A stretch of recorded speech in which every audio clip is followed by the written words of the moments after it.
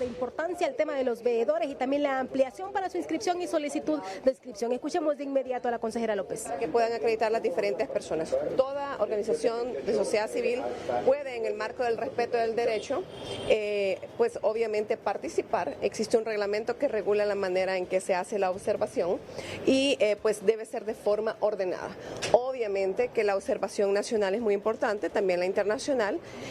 Hay organismos que tienen ya especialidad en esto, que montan centros de monitoreo y que son bastante serios en la forma en que lo hacen, de manera estructurada. Hay una organización en particular que tiene actualmente una escuela de observadores, es decir, hay organismos que podrán o no estar dedicados a estas cosas y otros que simplemente podrían hacerlo porque quieren participar de la observación, ¿verdad? Pero la especialización es una cosa importante cuando se trata de imprimir certidumbre al proceso. ¿Cuántas organizaciones nacionales e internacionales han entregado ya la petición formal de ser precisamente parte de este proceso electoral? No tengo el número exacto a este momento, tenemos un poco de retraso con la Secretaría del CNE porque se demoran bastante en subir a mi despacho, yo lo he manifestado al Pleno. Por ejemplo, el jueves se presentó acá una solicitud y llegó hasta el sábado a las 5 de la tarde a mi oficina, es decir, que de un piso a otro se demora 48 horas, ¿verdad? Por lo cual nosotros esperamos poder ayudar. El sábado estuvimos atendiendo al COEP, estuvimos atendiendo a FRENAEL, atendimos también al Colegio de Abogados y al Colegio de Periodistas. Este último tenía preocupaciones sobre la observación, pero no era que quería acreditar observadores. En ese sentido, ya se ha mandado al Pleno que las tres organizaciones que acabo de mencionar, pues quieren suscribir el convenio ya mismo. Ellos, de hecho, fueron de los primeros en manifestarse en este sentido y quieren suscribir el convenio para poder acreditar sus observadores. FRENAEL habla de más o menos 1000 observadores, lo cual es importante. Ellos particularmente tienen una formación en ese sentido y pues obviamente hablaron mucho del tema de la capacitación también en COEP y en Colegio de Abogados para que se estructure la observación de forma seria, ponderada, alejada de la violencia y por supuesto no pueden ser dirigentes políticos. No pueden ser miembros activos en ese sentido de partidos políticos que estén en campaña, eso sí está dado.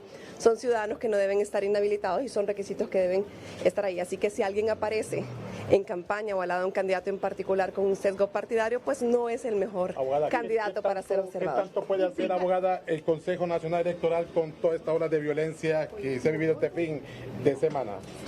Bueno, la verdad que nosotros respecto de las olas de violencia lo lamentamos mucho, lamentamos las pérdidas en el contexto electoral, sobre todo cuando son pérdidas de vida, ¿verdad? Que pues enlutan a sus familias y enlutan al pueblo hondureño. Nosotros lamentamos mucho y nos solidarizamos y pues hacemos un llamado a las autoridades que están al mando para hacer el resguardo, por supuesto, de la vida de las personas. Esperamos que esto no siga escalando porque es bastante lamentable y sobre todo nos confirma lo que tanto decimos. Debemos avanzar en la profundización de la democracia y detener la pérdida de libertades que estamos viviendo actualmente en Honduras. ¿Sospechan de quién pueden venir esos ataques o estas amenazas, consejera? ¿Y qué sectores para ustedes, según lo que han visto, están interesados en boicotear un proceso electoral primario? Bueno, no, yo no me atrevería a especular en ese sentido. No es un tema que estemos tratando en el Pleno, no es un tema que me corresponda como autoridad acotar, simplemente hago un llamado a la paz, un llamado a la ponderación, un llamado a la correcta utilización de las atribuciones del Gobierno de la República a través de sus diferentes estamentos en la protección y salvaguarda de la vida de las personas y de la seguridad, tanto quienes estamos en este ente como quienes están participando políticamente, que deberíamos tener ese resguardo para seguir actuando con libertad y poder vivir tranquilos sin que se nos ataque por estar en el ejercicio de nuestras atribuciones y en el caso de los candidatos en el ejercicio de sus derechos políticos y civiles. Usted ha hecho un llamado también, Presidenta, y a los partidos políticos que pongan de su parte, el Consejo está haciendo de su parte. ¿Hacia dónde va orientado este mensaje? Bueno, yo creo que hemos podido observar semana a semana, y es un tema que hemos estado obviando durante algún tiempo, que cada ciertos días aparece una nueva campaña en la cual, de hecho, el Consejo Nacional Electoral no es partícipe. Es decir, tocan temas que quien más los conoce es el Consejo Nacional Electoral, pero no es un invitado en la mesa. La opinión es como la cabeza, todos tenemos uno mientras tengamos vida. Y creo que todos podemos opinar, pero el criterio se forma y en ese sentido yo creo que las personas, especialmente aquellas que son invitadas como analistas a programas y demás, deben ser bastante ponderados, deben contribuir a la certidumbre. Obviamente, su libertad de expresión les permite tener un análisis, pero les invitamos a que se acerquen al Consejo Nacional Electoral porque nosotros lamentamos mucho escuchar tanta barbaridad y tanta falta de información entre la gente que va a un programa y que se convierten precisamente en formadores de opinión, y creemos que ellos deben informarse antes de llegar, porque es una responsabilidad con el pueblo hondureño cuando se está hablando de cosas que no se conocen, y que estamos abiertos aquí en el Consejo Nacional Electoral para detener eso, para informarles y para que conjuntamente hagamos un esfuerzo por evitar la desinformación. Abogada, con toda esta incertidumbre, ¿confía el Pleno del Consejo Nacional Electoral en la seguridad que se le está brindando tanto a ustedes como también en el proceso? Bueno, la verdad que la incertidumbre es de contexto y también adentro del Consejo Nacional Electoral. Nosotros le ratificamos al pueblo hondureño y ratificamos, ¿verdad?, sobre todo el trabajo que nosotros estamos haciendo para ellos, que es que tengan un proceso electoral que esté correctamente organizado, que podamos supervisar, pero recordemos que todos forman parte de él. Nosotros vamos a tener más de 5.000 centros de votación, más de 24.000 personas participando solo como custodios informáticos electorales, cualquier cantidad de personas participando en las juntas receptoras de votos y sobre todo una inmensa cantidad de votantes, y todos debemos participar por preservar este clima de paz. La seguridad es compleja. Nosotros en el Consejo Nacional Electoral, a pesar de ser un organismo de seguridad nacional de conformidad con la ley, no tenemos ni un arco para detectar metales en el ingreso. Son cosas bastante lamentables, y pues ahora estamos recibiendo el apoyo de las Fuerzas Armadas, también hay un enlace de la Policía Nacional, pero por supuesto que estamos al tanto de que tenemos que hacer alguna revisión sobre los resguardos personales, no solo nuestros como Consejo, sino de nuestros funcionarios y empleados. ¿Hay miedo, consejera? No, no hay miedo. Hubo reunión en las últimas horas con toda la cúpula de las Fuerzas Armadas. ¿Qué conversaron? Bueno, en realidad lo que ha sucedido esta mañana fue una jornada en la cual en la Fuerza Aérea Hondureña se dieron cita 400 altos mandos de las Fuerzas Armadas de Honduras, Fuerza Aérea, etcétera, con el propósito de tocar pormenores del proceso. En ese sentido, el Consejo Nacional Electoral se hizo presente a través de una comisión técnica que a través de unas presentaciones tocó varias temáticas, cómo vamos a trabajar logísticamente, el ámbito de los derechos, pero además los límites de la relación entre las Fuerzas Armadas y el Consejo Nacional Electoral, es decir, los límites a que están sujetos ellos en esta relación y aquellos parámetros a los que se restringe el ámbito de sus atribuciones en materia electoral. Abogada, ¿están conformes luego de este simulacro del sistema biométrico y el 3 del fin de semana? Pues creo que fue bastante productivo. El día de ayer tuvimos un simulacro, efectivamente, pronto va a salir un comunicado sobre esto, que lanzaremos en conjunto con los consejeros, y estamos, hemos mitigado algunas ansiedades respecto del funcionamiento. Obviamente estamos en etapa de implementación y hay ajustes que realizar, y que de hecho comenzaron ya mismo, ¿verdad? Se está trabajando día y noche, y fue una larga jornada. En el fin de semana esto se integra con las telecomunicaciones, se integra con la biometría, se integra con el sistema de transmisión de resultados electorales preliminares, así que es un conjunto bastante grande. Además, les recuerdo que ya desde la semana pasada se habían presentado las ofertas para la auditoría de los procesos, que por supuesto acompañan a esto, y está en proceso de evaluación para que nosotros podamos pronto adjudicar a la empresa que la realizará. Señora, me rectifica nuevamente cuántas organizaciones van a participar como observadores y equivale a qué cantidad de personas. No tengo la cantidad total, porque de hecho estamos abiertos a que ahora empiecen a hacerlo. Si teníamos manifestaciones previas, como anticipé, del COEP, de AFRENAEL, de una red de jóvenes, teníamos también del Colegio de Abogados de Honduras, a nivel internacional de la Embajada Americana, estamos esperando consolidar lo de la OEA, también esperando respuesta de la Unión Europea, y hemos recibido manifestaciones de la Embajada Británica, que tiene sede concurrente en Guatemala. Así que estamos esperando a ver qué sucede. El Centro Carter está invitado, sin embargo, realmente se ve bastante complicado que participar para primarias, pero he entendido que desde ya se están organizando para las generales. ¿Qué impide su observación para las primarias en el caso del Centro Carter?